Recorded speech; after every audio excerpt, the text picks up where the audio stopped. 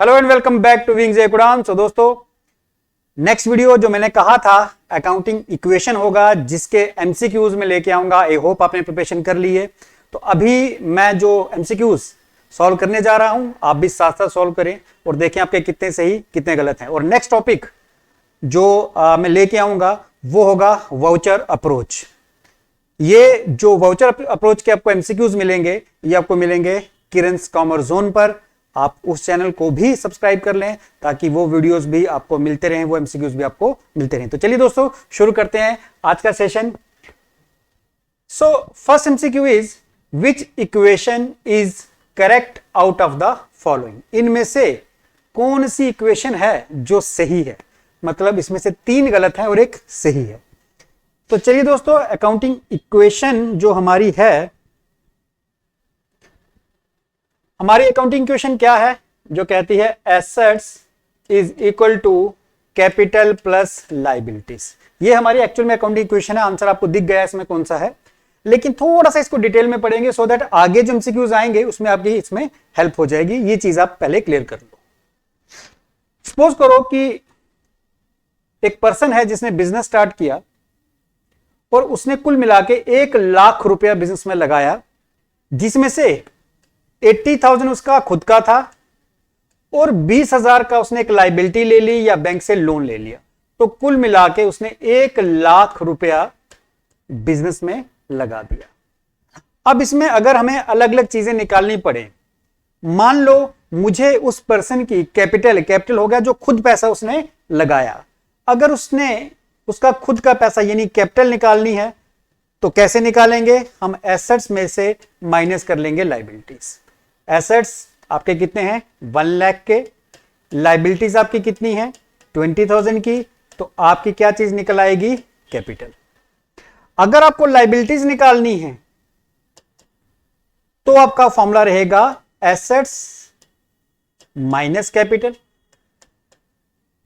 आपके जो total assets हैं 1 लाख के, उसमें से अगर आपकी कैपिटल जो कि आपका खुद का पैसा है वो माइनस कर दें तो बाकी जो 20,000 बचेगा वो आपकी क्या होगी? लायबिलिटी। मतलब कहने का ये कि एसेट, कैपिटल और लायबिलिटीज कोई भी 3 चीज, ये इनमें से कोई भी 2 चीज अगर निकालनी है, मान लो ये 2 चीज निकालनी है, सॉरी कोई भी 1 चीज निकालनी है और अगर 2 चीजें गिवन है तो तीसरी चीज अपने आप आपकी निकल जाएगी।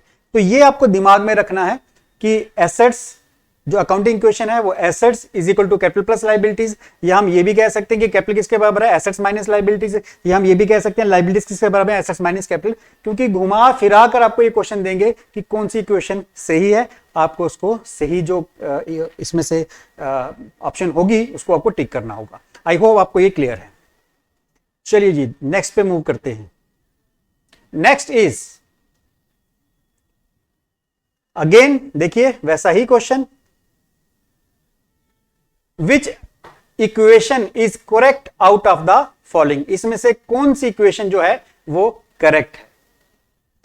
Liabilities is equal to assets plus capital, assets is equal to liabilities minus capital, capital is equal to assets minus liabilities, capital is equal to assets plus liabilities. इसमें से कौन सी इक्वेशन जो है वो सही है? तो दोस्तों जैसे मैंने आपको बताया अभी कि हमारी एक्चुअल इक्वेशन क्या है? Assets is equal to capital plus liabilities. आपने ये लिख लेनी है। अब देखिए इसने कहा which of accounting equation is correct. Liability is equal to assets plus capital, नहीं, लायबिलिटी एसेट कैपिटल के बराबर नहीं होती, तो पहली गलत है क्योंकि लायबिलिटी किसके बराबर होती है? एसेट्स माइनस कैपिटल के बराबर, तो इसलिए ये गलत है। Assets is equal to liabilities minus capital, assets किसके बराबर होते हैं? कैपिटल प्लस लायबिलिटीज के बराबर। ये मैंने आपको लिख के दे दिया यहां पे, तो ये भी गलत है। लायबिलिटीज माइनस कैपिटल आपके एसेट्स नहीं होते। Capital is equal to assets minus liabilities, capital किसके बराबर है? अब जरा ध्यान से देखो, एसेट्स माइनस लायबिलिटीज। यही मैंने आपको बताया था कि कैपिटल क्या है? अगर आप एसेट्स में से लायबिलिटीज को डिडक्ट कर दो, माइनस कर दो, तो बाकी जो पैसा बचा वो क्या होगी? कैपिटल। तो ये आपका सही आंसर है, capital is equal to asset minus liabilities. अगला क्या है? Capital is equal to assets plus liabilities. ये गलत है क्योंकि asset is equal to capital plus liabilities होता है, तो ये भी गलत है। So right answer is C. चलिए दोस्तों नेक्स्ट पे मूव करते हैं। सो नेक्स्ट इज देखिए ये इसलिए मैंने अलग अलग रखी कि आपको ट्विस्ट करके क्वेश्चंस पूछे जा सकते हैं। अगेन वैसा ही क्वेश्चन है लेकिन ट्विस्ट करके, which account equation is incorrect out of the following, इसमें से हमें बताना है कौन सी करेक्ट नहीं है। Assets is equal to liabilities plus capital, बिल्कुल सही। एसेट और कैपिटल, एसेट किसके बराबर होता है? कैपिटल लायबिलिटीज के टोटल के बराबर, ये सही है। हमें इनकरेक्ट बतानी है। Capital is equal to asset minus liabilities, आपको ये भी पता है कि कैपिटल किसके बराबर है? एसेट में से लायबिलिटीज माइनस कर दो तो आपकी क्या आ जाएगी? कैपिटल। ये भी सही है। हमें इनकरेक्ट बतानी है, आपको याद बता दूं मैं, liabilities is equal to assets minus capital. Liabilities किसके बराबर होती है? एसेट्स माइनस कैपिटल, बिल्कुल सही। हमारी जो लायबिलिटीज है, अगर हम अपने एसेट्स में से माइनस कर दें कैपिटल तो बाकी चीज जो बचेगी वो क्या है? लायबिलिटी, तो ये भी सही है। Asset is equal to liabilities minus capital, ये गलत है क्योंकि एसेट्स का टोटल किसके बराबर होता है? Assets plus capital plus liabilities, तो ये गलत है। हमें इनकरेक्ट ही देखनी थी, तो ये इनकरेक्ट है। इसमें से बाकी सारी करेक्ट है, तो D is the right answer. I hope ये आपको क्लियर है। चलिए जी नेक्स्ट पे मूव करते हैं। Next is main element of accounting equation. भाई अकाउंटिंग इक्वेशन तीन मेन चीजों को लेके बनी है। वो तीन मेन चीजें क्या हैं? Asset is equal to capital plus liabilities, ये मेन तीन चीजें हैं। तो देख लो किसमें ये आ रहा है। पहला option capital, creditor and bill payable, नहीं। एसेट, लायबिलिटीज एंड कैपिटल, बिल्कुल सही। कि तीन चीजें क्या हैं? एसेट्स, लायबिलिटीज और कैपिटल, इन्हीं तीन चीजों को मिलाकर बनाई गई है अकाउंटिंग इक्वेशन, तो ये सही आंसर है। चलिए दोस्तों नेक्स्ट पे मूव करते हैं। Next is as a result of the following transaction the total of accounting equation will be. कहता है इन ट्रांजेक्शन की वजह से, ये तीन ट्रांजेक्शन दी हैं, जस्ट ए मिनट, ये तीन ट्रांजेक्शन दी हैं, इनकी वजह से हमारा जो अकाउंटिंग इक्वेशन है उसका टोटल क्या आएगा, जरा देख लेते हैं। देखिए assets is equal to capital plus liability, सबको पता है। अब एसेट्स में क्या क्या है, जरा मैं पहले इसको डिटेल में करवाऊंगा। एक तो कैश है, एक फर्नीचर है और एक गुड्स यानी स्टॉक है। तो तीन चीजें हैं एसेट्स में। कैपिटल प्लस लायबिलिटी को छोड़ देते हैं। सबसे पहले हमने बिजनेस शुरू किया। अगर बिजनेस शुरू किया तो 2 लाख की हमारे पास कैश से बिजनेस किया, शुरू किया, कैश 2 लाख आ गया और इतनी ही आपके पास क्या आ गई? कैपिटल आ गई। ठीक है। हमने फर्नीचर परचेज किया 25,000 का। अगर हम फर्नीचर परचेज करेंगे 25,000 का तो हमारी जो कैश है वो 25,000 कम हो जाएगी यानी माइनस हो जाएगी, लेकिन उतनी वैल्यू का हमारे पास फर्नीचर भी आ जाएगा। तो जरा अब टोटल करके देखो तो आपको वही दिखेगा बैलेंस 1,75,000। ये 25,000 यहां पे आ गया, कुल मिला के 2 लाख। यहां पे कोई चेंज नहीं है तो 2 लाख का 2 लाख बराबर, right. Purchase goods on credit. अब अगर आपने उधार में गुड्स खरीदी, गुड्स मतलब स्टॉक, तो आपका स्टॉक बढ़ जाएगा। जितने की गुड्स आपने खरीदी 60,000, लेकिन क्योंकि क्रेडिट यानी लायबिलिटी है तो उतनी ही आपकी लायबिलिटी भी इंक्रीज हो जाएगी। अब इसने कहा था टोटल दिखाओ, तो टोटल ये 1,75,000 नो चेंज सेम रहेगा, प्लस 25,000 कुल मिला के हो गया 2 लाख, प्लस 60,000 की गुड्स भी आ गई तो 2,60,000। ये साइड, अब इस साइड का भी देख लो, ये भी 2,60,000 आपको दिख रहा है। 2 लाख ऊपर से नीचे ले लिया, प्लस ये भी 60,000 इसमें ऐड कर दिया तो 2,60,000, दोनों साइड बराबर। तो आंसर हमारा होना चाहिए कितना? 2,60,000। आई होप ये आपको क्लियर है। तो सिंपल आप ऐसा कर सकते हो कि ये पूरा ऐसे दिखाने की जरूरत नहीं है। आप सिंपल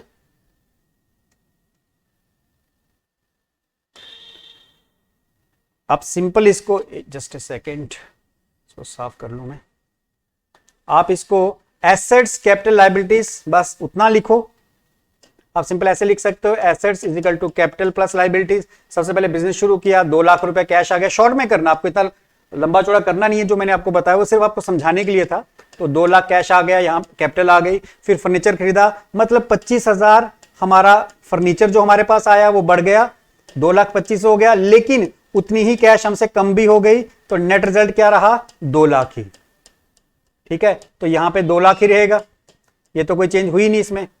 तो ये वैल्यू आपकी 2 लाख ही रहेगी, इसमें कोई चेंज नहीं हुई, तो ये वैल्यू भी आपकी 2 लाख रहेगी। उसके बाद क्या किया? आपने स्टॉक खरीदा। स्टॉक खरीदा मतलब आपके एसेट्स 60,000 के इंक्रीज हो गया, क्योंकि लायबिलिटी थी 60,000, लायबिलिटी भी इंक्रीज होगी। तो जो भी चेंजेस करनी है एक ही कॉलम बना लो, उसी में चेंज कर लो, क्योंकि जो पहले से पहले मैंने बताया आंसर तो उससे भी वही आएगा, लेकिन वो है कि अगर आप एकेडमिक 11th में हो, एकेडमिक का एग्जाम दे रहे हो, तो उस केस में आपको पूरा बताना पड़ता है। अदरवाइज एसेट्स में ही एडजस्टमेंट करनी है और कैपिटल लायबिलिटीज में भी एडजस्ट करनी है। एसेट्स को बाइफरकेट करने की जरूरत नहीं है, आपने उसी में प्लस माइनस करके दिखा देना है जो आपने स्टार्टिंग में बिजनेस शुरू किया कैसे। ठीक है, चलिए, तो इसका आंसर आपको मिल गया 2,60,000। अब आते हैं नेक्स्ट पे। नेक्स्ट एमसीक्यू इज, अब देखिए ये भी ऐसा ही है। As a result of the following transaction the total of accounting equation will be, total क्या होगा? देखिए फिर से, assets is equal to capital plus liabilities. Assets में एक तो आपके पास कैश आ गया, जस्ट समझाने के लिए आपको बता रहा हूं। गुड्स परचेज, गुड्स मतलब स्टॉक आ गया आपके पास, ठीक है। उसके बाद गुड्स बेची भी, क्रेडिट पे बेची, खैर और कुछ बनेगा नहीं। सबसे पहले आपने बिजनेस स्टार्ट किया 5 लाख की कैश से, तो आपके पास 5 लाख का कैश आ गया और कैपिटल भी आपकी कितनी हो गई? 5 लाख, ठीक है। गुड्स परचेज फॉर कैश, आपने गुड्स खरीदी यानी स्टॉक खरीदा। अगर आपने स्टॉक खरीदा तो इसका मतलब 2 लाख का आपके पास स्टॉक बढ़ जाएगा, लेकिन उतना ही आपके पास कैश भी कम हो जाएगा क्योंकि आपने स्टॉक खरीद लिया उससे। तो अब इसका नेट रिजल्ट क्या हो गया? ये बचा 3 लाख कैश आपके पास, लेकिन आपके पास 2 लाख का स्टॉक भी इंक्रीज हो गया, तो कुल मिला के 5 लाख। कैपिटल में कोई चेंज नहीं आई, तो ये 5 का 5 लाख रहा, दोनों साइड्स बराबर। Goods costing rupees 1,50,000 sold for rupees 1,60,000 on credit. अगर हम क्रेडिट में गुड्स बेच रहे हैं तो हमें एक और यहां पे ओपन कर लेना है, जिसको हम उधार देते हैं, उधार में गुड्स बेचते हैं, उसको हम क्या कहते हैं? डेटर। अब एक चीज आपको याद रखनी है कि जब भी आप सेल करोगे, सबसे पहले आपका काम होगा कि आप प्रॉफिट या लॉस निकाल लो। अब सबसे पहले इसका ये भी देखो कि इसका इफेक्ट कहां कहां आने वाला है। एक तो गुड्स, एक इफेक्ट आएगा इसका गुड्स पे यानी स्टॉक पे, गुड्स मतलब स्टॉक पे। दूसरा इफेक्ट, क्योंकि हमने उधार में बेचा है तो डेटर्स पे आएगा। और तीसरा, क्योंकि इसमें प्रॉफिट या लॉस मैंने कहा कि कैलकुलेट करते हैं, तो प्रॉफिट हो या लॉस हो उसका इफेक्ट किस पे आता है? कैपिटल पे। 3 जगहों पे इसका इफेक्ट आने वाला है। तो चलिए एक एक करके हम देखते हैं क्या होगा। सबसे पहले हमने गुड्स बेची, तो याद रखो स्टॉक में से हमेशा उसकी कॉस्ट माइनस होगी। स्टॉक में से क्या माइनस करोगे? हमेशा उसकी कॉस्ट, ना कि सेलिंग प्राइस। तो कॉस्ट कितनी थी? गुड्स की कॉस्ट थी 1,50,000, राइट। गुड्स में एडजस्टमेंट हो गई। अब कितने में बेची? 1,60,000, यानी डेटर से हमें कितना पैसा मिलना है? 1,60,000। तो हमारे डेटर्स 1,60,000 बढ़ जाएंगे। इसमें भी एडजस्टमेंट हो गई। अब बची कैपिटल। मैंने कहा किसी भी चीज को बेचने में प्रॉफिट या लॉस होगा वो कैपिटल में ही एडजस्ट होगा। प्रॉफिट होगा तो प्लस हो जाएगा कैपिटल में, लॉस होगा तो माइनस। अब यहां पे प्रॉफिट है, 1,50,000 की चीज 1,60,000 में बेची, इसका मतलब 10,000 का प्रॉफिट हुआ, कैपिटल में ऐड हो जाएगा। अब जरा इसका टोटल करके देखो आप, ये 3 लाख का 3 लाख सेम रहा, यहां पे 2 लाख में से 1,50,000 का स्टॉक बेच दिया तो 50,000 रहा, और यहां पे 1,60,000, और यहां पे 5,10,000 टोटल हो गया। तो टोटल कर लो, 3, 3.5 लाख, 3.5 और 1,60,000, 5,10,000, और दोनों साइड्स बराबर। तो हमारा जो आंसर है यहां पे भी 5,10,000, इसका टोटल भी हमारा कितना बन रहा है? 5,10,000, यानी ये दोनों साइड्स इक्वल आ रही हैं। इसका मतलब हमारा आंसर सही है, और यहां पर आंसर है सी। आई होप ये भी आपको क्लियर है। वैसे इतने लंबे चौड़े अगर पूछे तो नहीं जाएंगे, लेकिन अगर पूछे गए तो ये सबसे आखिर में ट्राई करिएगा, क्योंकि इसमें ये टाइम कंज्यूमिंग होते हैं। चलिए दोस्तों नेक्स्ट पे मूव करते हैं। Next is,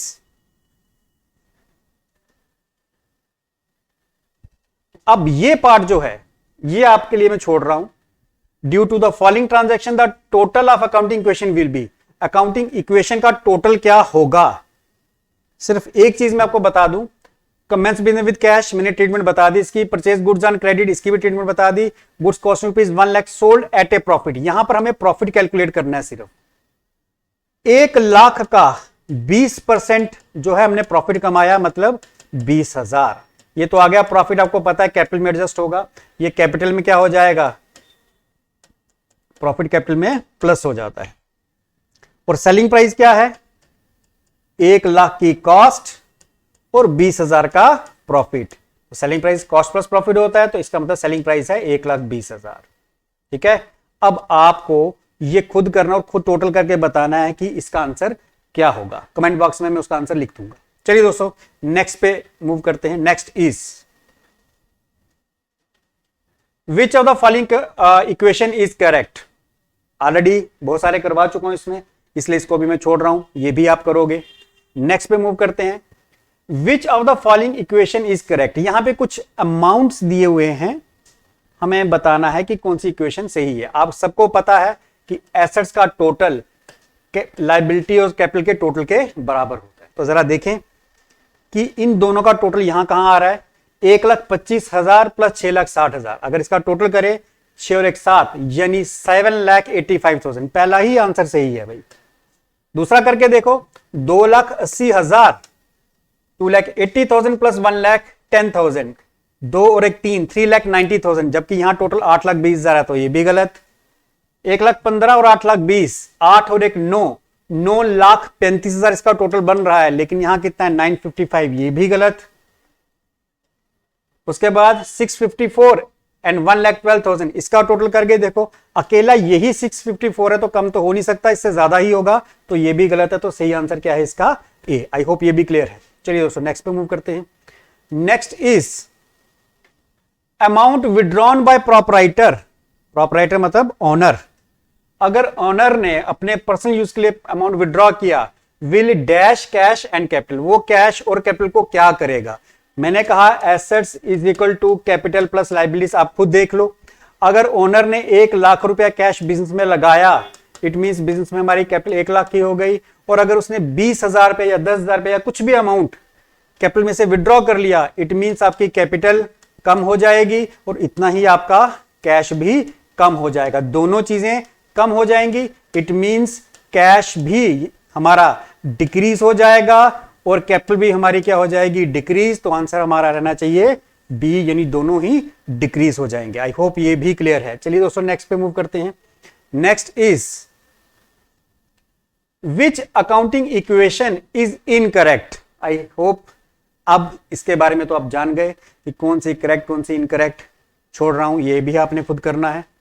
next, the liability of A firm. एक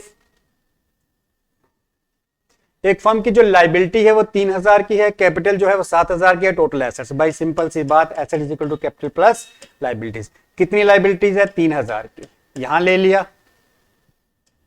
लायबिलिटीज 3,000 की यहां ले ली। अच्छा, कितने कैपिटल कितनी है, 7,000 की, यहां ले ली। तो आपको पता ही है कैपिटल प्लस लायबिलिटीज का टोटल एसेट्स के टोटल के बराबर आएगा, इट मींस 10,000। तो 10,000 हमारा आंसर कौन सा रहेगा, बी। आई होप ये भी क्लियर है। चलिए जी नेक्स्ट पे मूव करते हैं। Next is x commenced business on 1 April 2013 with A capital of ₹6 lakh. X ने बिजनेस शुरू किया 1 अप्रैल 2013 को और उसकी कैपिटल थी कितनी, 6 लाख की। On 31 March 2014 his assets worth ₹8 lakh. 31 मार्च 2014 को यानी साल के एंड में उसके एसेट्स हो गए 8 लाख के और लायबिलिटी 50,000 की। हमें कैपिटल दिखानी है। तो भाई फॉर्मूला तो सबके लिए सेम ही है, asset is equal to, formula तो सबके लिए सेम ही है, assets is equal to capital plus liabilities. ये फॉर्मूला है। तो अब देखिए साल के एंड में उसके एसेट्स कितने के हैं, 8 लाख के, और उसकी लायबिलिटीज हैं 50,000 की। क्योंकि आपको पता है ये दोनों साइड्स बराबर होती हैं, तो बराबर करने के लिए 8 लाख में से 50,000 माइनस करो, इसका मतलब उसकी कैपिटल कितनी है, 7.5 लाख। आंसर आपका ये रहा। हाँ, एक चीज इसमें और मैं ऐड कर सकता हूं कि अगर हमें ये पूछे कि प्रॉफिट कितना है, तो सिंपल आप क्या करोगे, उसकी क्लोजिंग कैपिटल कितनी है, 7.5 लाख, और उसने लगाया कितना था, 6 लाख, यानी इसकी कैपिटल 6 लाख से 7.5 लाख हुई। इसका मतलब 1,50,000 का क्या हुआ, प्रॉफिट। आप उसको प्रॉफिट बोल सकते हो। आई होप ये आपको क्लियर है। चलिए दोस्तों नेक्स्ट पे मूव करते हैं। Next is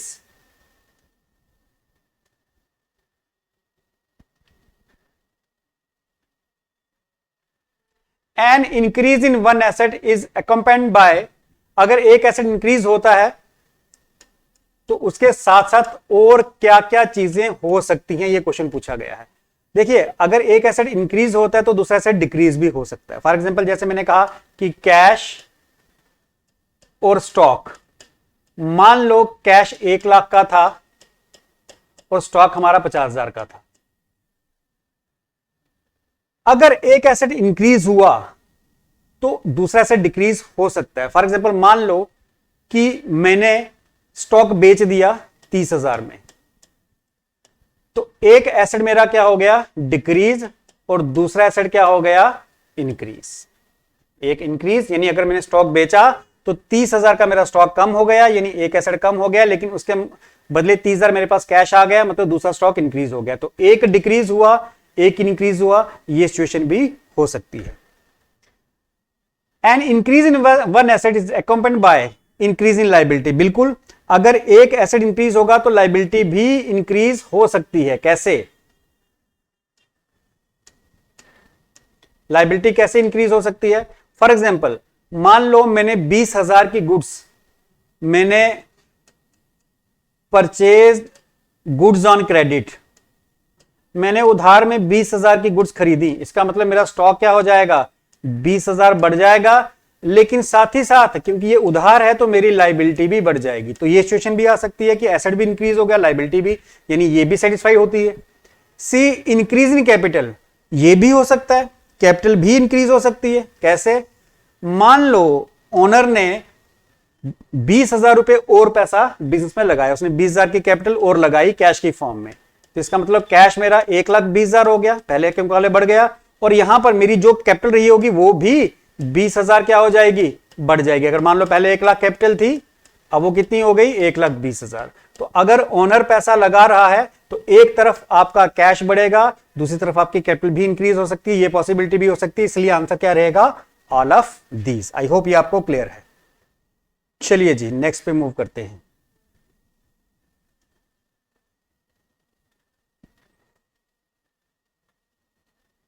decrease in one liability में लीड टू, अगर एक लायबिलिटी डिक्रीज होती है उससे क्या सिचुएशंस बन सकती हैं?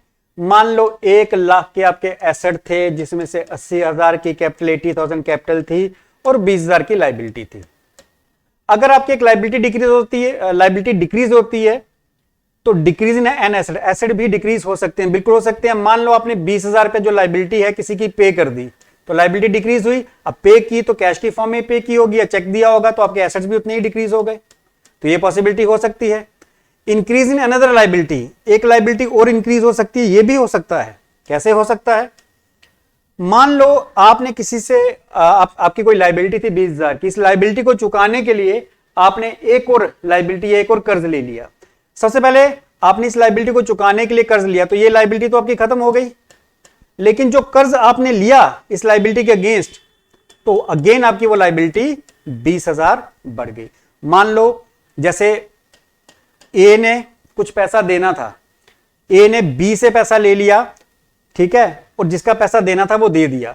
अब वो उसका पैसा तो दे दिया, लेकिन एक का जो कर्ज था वो तो खत्म हो गया, लेकिन एक और कर्ज उसके ऊपर आ गया, किसका, बी का, जो बी से उसने पैसा लेके ए को दिया। तो एक लायबिलिटी उसने खत्म की और एक लायबिलिटी उसके ऊपर एक और लायबिलिटी खड़ी हो गई। तो ये भी सिचुएशन हो सकती है। तो आंसर इसका क्या रहेगा, इधर ए और बी, दोनों ही सिचुएशंस हो सकती है।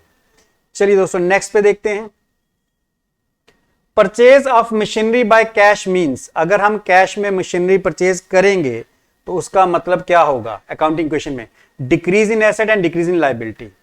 देखिए अगर हमने एक कैश में मशीनरी खरीदी तो होगा क्या, हमारा कैश कम हो जाएगा, माइनस हो जाएगा, और हमारे पास मशीनरी की वैल्यू बढ़ जाएगी। तो कैश हमारा कम हो गया, मशीनरी की वैल्यू बढ़ गई। तो इंक्रीज इन एसेट गलत, एंड डिक्रीज इन एसेट, हाँ ये बिल्कुल सही है कि एक एसेट हमारा इंक्रीज हो गया मशीनरी और एक एसेट हमारा डिक्रीज हो गया मतलब कैश। अगली जो थी increase in asset decrease in liability, ये गलत है क्योंकि हमने कैश में मशीनरी खरीदी है, तो एक एसेट बढ़ेगा दूसरा डिक्रीज हो जाएगा। कौन सा एसेट बढ़ेगा, मशीनरी बढ़ेगी और कैश डिक्रीज हो जाएगा। सो सही आंसर इसका रहेगा बी। चलिए नेक्स्ट देख लेते हैं क्या है। पेमेंट टू क्रेडिटर, अगर हम किसी क्रेडिटर को, क्रेडिटर हमारी एक लायबिलिटी जिसे हम कहते हैं, अगर हम पेमेंट कर रहे हैं तो उससे क्या होगा, देखिए again assets is equal to capital plus liabilities. अगर मैं एक क्रेडिटर को पेमेंट कर रहा हूं तो मेरी लाइबिलिटी क्या हो जाएगी, कम हो जाएगी, मतलब डिक्रीज हो जाएगी। लेकिन अगर मैं पेमेंट कर रहा हूं तो इसका मतलब कैश या चेक में करूंगा, इट मींस मेरे एसेट्स भी उतने कम हो जाएंगे। तो इंक्रीज इन एसेट गलत है, एसेट भी डिक्रीज होगा, तो पहली ऑप्शन गलत। डिक्रीज इन एसेट, एसेट तो डिक्रीज होगा, एंड डिक्रीज इन लाइबिलिटी, और लाइबिलिटी भी डिक्रीज होगी, तो ये सही है। सी क्या थी, डिक्रीज इन एसेट, यहां तक ठीक है, लेकिन इंक्रीज इन लाइबिलिटी, भाई जब एक लाइबिलिटी पे कर दी तो लाइबिलिटी भी डिक्रीज होगी, एसेट तो जरूर डिक्रीज होंगे लेकिन लाइबिलिटी भी डिक्रीज होगी, तो ये गलत है। और इंक्रीज इन एसेट, एसेट भी डिक्रीज होगा और लाइबिलिटी भी डिक्रीज होगी, ये तो टोटली गलत है। तो सही आंसर इसका क्या था, बी। और ये थे आज के एमसीक्यूज अकाउंटिंग इक्वेशन पे। अब आपको बता दूं कि जो नेक्स्ट टॉपिक है वो है वाउचर, जो कि मैं आपको करवाऊंगा किड्स कॉमर्स जोन पे। उस पे वो आप पहले से प्रिपेयर करके रखो, ताकि जब मैं एमसीक्यूज करवाऊं तो आप खुद से देखते जाओ कि आपके कितने सही कितने गलत हैं। तो नेक्स्ट टॉपिक का वीडियो आपको कल मिल जाएगा। थैंक यू दोस्तों। और एक और सीरीज मैंने शुरू की है, आस्क योर डाउट सीरीज, ये किड्स कॉमर्स जोन पे है। इस पे आपको जो भी डाउट्स हैं टॉपिक है, अब जैसे मैंने एक टॉपिक आज मैंने करवा दिया और वो था बेसिक अकाउंटिंग टर्म्स, अब एक नया topic accounting principles and concepts वो भी दिया हुआ है। अगर आपको कोई डाउट है कमेंट सेक्शन में लिखो, उन डाउट्स को लेकर मैं एक वीडियो बना दूंगा, वो आप देख सकोगे किड्स कॉमर्स जोन पे। थैंक यू दोस्तों, थैंक यू वेरी मच।